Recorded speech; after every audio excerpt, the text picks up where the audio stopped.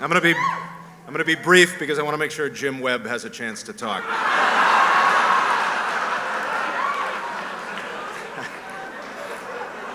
That poor guy, his whole debate strategy was, excuse me, we haven't gotten our salads yet? I want to tell you the moment when, for me, Bernie Sanders won last night's debate. The question was asked, what is the greatest national security threat to the United States? The other candidates gave answers like the crisis in the Middle East, nuclear Iran, ISIS, cyber warfare, offensive tweets, all legitimate threats, to be sure. But Senator Sanders was the only person on that stage who gave the correct answer, climate change.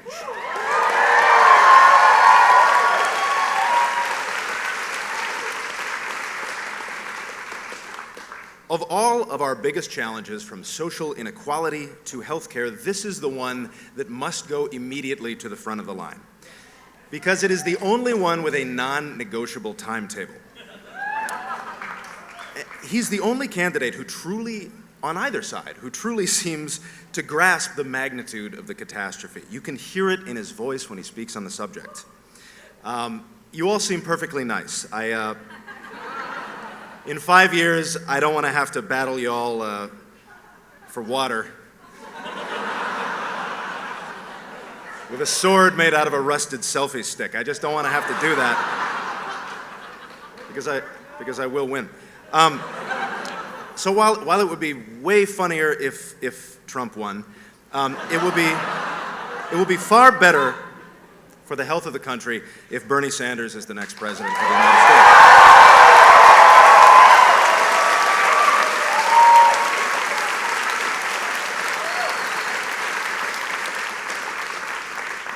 I have, since I was old enough to vote, I have always looked to the candidate who takes science seriously.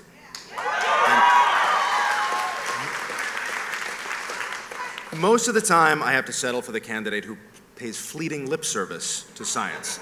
But not tonight. This man is special, and here's one reason why. For years, I have privately thought to myself, all right, I am a capitalist. I like eating at Sugarfish. I like drinking Fiji water. I like going on Amazon.com on my phone and then sitting up 2 hours later and $6,000 later with a stack of Blu-rays, a box of Cadbury cream eggs, and a trombone waiting for me at my front door. But doesn't it seem that things have swung so far in one direction, with the top 1% of the country controlling more wealth than the other 99% combined, that just a little bit of democratic socialism maybe is not the worst idea?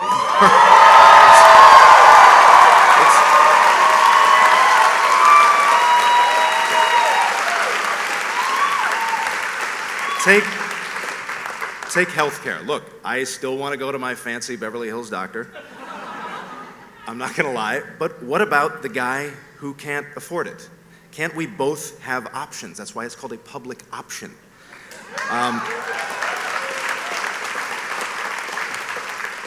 We are all in this together. I said it when I was broke in '95, and I will say it, I'm serious, and I will say it now. Everything can't always just be about money. It's like cooking. And I know, because cooking is personally something I have seen done a few times in my life. And if the soup gets too watery, you add salt. If it's too salty, you add water. It's time to add a little bit of water, I think. The right has done a marvelous job. Thanks. You know, you're not in your house, right?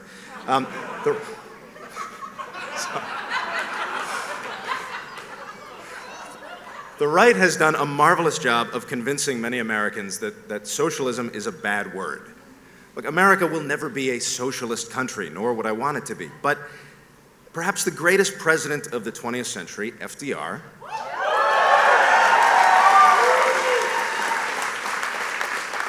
implemented vast social reforms before and during the New Deal, which is why your 5-year-old no longer has to work in a mill for 20 hours a day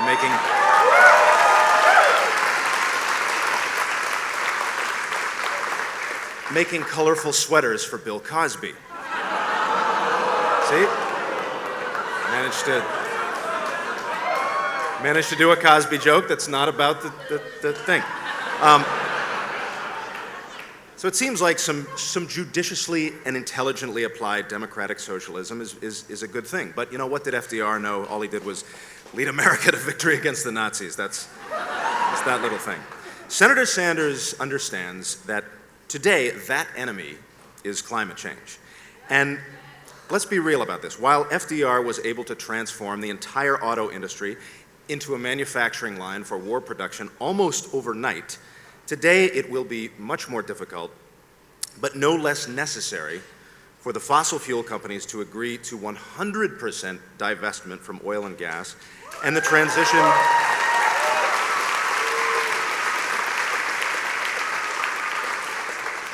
to wind, solar, and other renewables. And it has to be just as fast. If we are to believe that fringe crackpot idea of climate change that is supported by like every scientist in the world, it's pretty close to that. It's going to take a combination of arm twisting and diplomacy, one that exists in the Goldilocks zone of smart politics. And Senator Sanders and his bold political point of view, to me, are key to accomplishing that goal. You cannot bribe this guy. Believe me, I offered him $10,000 to come out here tonight shirtless, wearing a raw turkey on his head like Mr. Bean. He would not do it.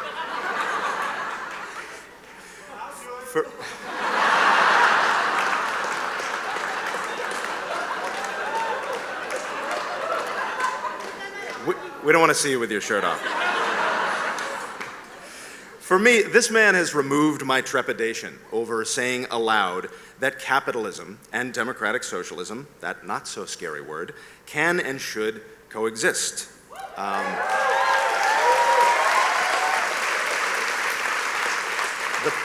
public and private sector, it's really not that new an idea. I guess you could say he's made me feel okay about coming out. It was only a matter of time, right? And there's a word for a man who can do that. The word is leader. So, ladies and gentlemen, I give you the next President of the United States, Bernie Sanders.